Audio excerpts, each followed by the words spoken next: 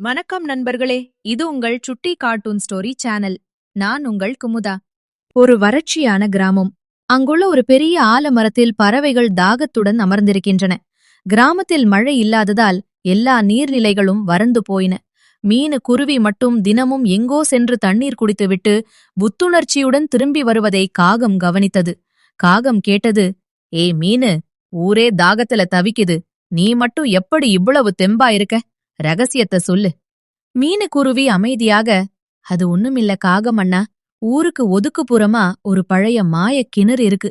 அங்க ஒரு ரகசிய பாட்டு பாடினா கிணத்துல இருந்து தானா தண்ணி மேலே வரும் என்று சொன்னது. பேராசை கொண்ட காகம், அந்த பாட்டை எனக்கு சொல்லிக் கொடு, நான் எல்லாருக்கும் தண்ணி எடுத்துட்டு வரேன் என்று நைசாக பேசியது. மீனுவும் அந்த பாட்டை சொல்லிக் கொடுத்தது.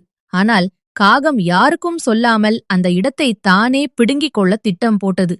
மறுநாள் காலை காகம் யாருக்கும் தெரியாமல் அந்த மாயக் கிணற்றுக்குச் சென்றது. அங்கே மீனு சொன்ன பாட்டை பாடியது. கிணறு தம்பி, கிணறு தம்பி, கீழே போ, மேலே வா, தாகம் தீர்க்க தண்ணீர்தா. உடனே கிணற்றிலிருந்து தண்ணீர் மேலே வந்தது.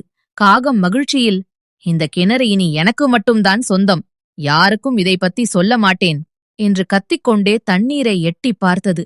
ஆனால் மீனுக்குருவி ஒரு தந்திரம் செய்திருந்தது. அது மாயக் கிணறு அல்ல, அந்த கிராமத்து மக்கள் கயிறு கட்டி தண்ணீர் இதைக்கும் சாதாரண கிணறு. காகம் எட்டி பார்த்தபோது பக்கத்திலிருந்த ஒரு வாளித்தண்ணீர் தவறி காகத்தின் தலையிலேயே கொட்டியது. நனைந்து போன காகம் குளிரில் நடுங்கியது. அப்போது மீனுக்குருவி அங்கே மற்ற பறவைகளுடன் வந்தது. காகம் அண்ணா, நீங்க மட்டும் தனியா குடிக்கணும்னு நினைச்சீங்க இல்லையா? அதான் கிணறு உங்களுக்கு தண்டனை கொடுத்துடுச்சு. ஒற்றுமையா இருந்தாதான் எல்லாருக்கும் தண்ணி கிடைக்கும் என்றது. கிராமத்து மக்கள் அங்கே வைத்திருந்த தொட்டியிலிருந்த தண்ணீரை எல்லா பறவைகளும் பகிர்ந்து குடித்தன. காகம் தனது சுயநலத்தை நினைத்து வெட்கப்பட்டது. கிராமத்து வயலில் விவசாயிகள் நெல்லை அறுவடை செய்து காய வைத்திருந்தனர். மீனுக்குருவி சுறுசுறுப்பாக பறந்து சென்று சிதறி கிடக்கும் நெல் மணிகளை ஒவ்வொன்றாக சேகரித்து தனது கூட்டில் சேர்த்து வைத்திருந்தது. மழைய காலம் வருவதற்குள் உணவை சேமிக்க வேண்டும் என்பது மீனுவின் திட்டம். இதை பார்த்து கொண்டிருந்த சோம்பேறி காகம் கார்மேகம், நாம ஏன் வெயில்ல அலைஞ்சு வேலை செய்யணும், இந்த மீனு சேமிச்சத அப்படியே அபகரிச்சிடலாம் என்று நினைத்தது. கார்மேகம் மீனுவிடம் வந்து, மீனு, அந்த பக்கம் ஒரு பெரிய தங்க நிற நெல் கொட்டி வச்சிருக்காங்க, அத சாப்பிட்டா உடம்புல நிறைய பலம் வரும், நீ அங்கே போ, அதுவரை உன் கூட்ட நான் பார்த்துக்கிறேன் என்று பொய்யாக ஆசை காட்டியது. மீனுவுக்கு கார்மேகத்தின் சூழ்ச்சி புரிந்துவிட்டது. மீனு சிரித்துக்கொண்டே, அப்படியா கார்மேகம் அண்ணா, ரொம்ப நன்றி.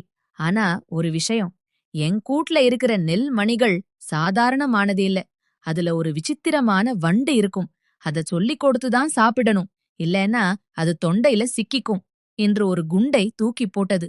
கார்மேகம் பயந்து போய், அதை எப்படி சாப்பிடணும் என்று கேட்டது. மீனு சொன்னது, நீ ஒவ்வொன்றாக எடுத்து கொக்கரக்கோ என்று கத்திக்கொண்டே சாப்பிட்டால்தான் அந்த வண்டு கடிக்காது. மீனு தண்ணீர் குடிக்கச் செல்வது போல சென்றது. உடனே கார்மேகம் மீனுவின் கூட்டிலிருந்த நெல்லை திருடி கொக்கரக்கோ கொக்கரக்கோ என்று கத்திக்கொண்டே சாப்பிட ஆரம்பித்தது.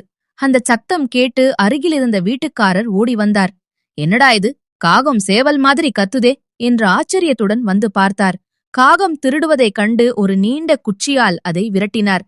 அடி வாங்கிக் கொண்டு ஓடி வந்த கார்மேகத்தை பார்த்து மீனு சொன்னது, பார்த்தியா கார்மேகம் அண்ணா, உழைக்காம அடுத்தவங்க பொருளுக்கு ஆசைப்பட்டா இப்படிதான் அவமானம் மிஞ்சும். கார்மேகம் தனது தவற்றை உணர்ந்து இனிமேல் தானும் உழைத்து வாழப்போவதாக உறுதியளித்தது. சுட்டி கார்ட்டூன் ஸ்டோரி முடிந்தது நண்பர்களே. இந்த கதை உங்களுக்கு பிடித்திருந்தால் லைக் பண்ணுங்க, உங்கள் நண்பர்களுக்கும் ஷேர் பண்ணுங்க. இன்னும் நிறைய சுவாரஸ்யமான கதைகளுக்காக சுட்டி கார்ட்டூன் ஸ்டோரி சேனலை சப்ஸ்கிரைப் செய்ய மறக்காதீர்கள். நான் உங்கள் குமுதா. மீண்டும் ஒரு புதிய கதையுடன் சந்திப்போம். பை பை நண்பர்களே.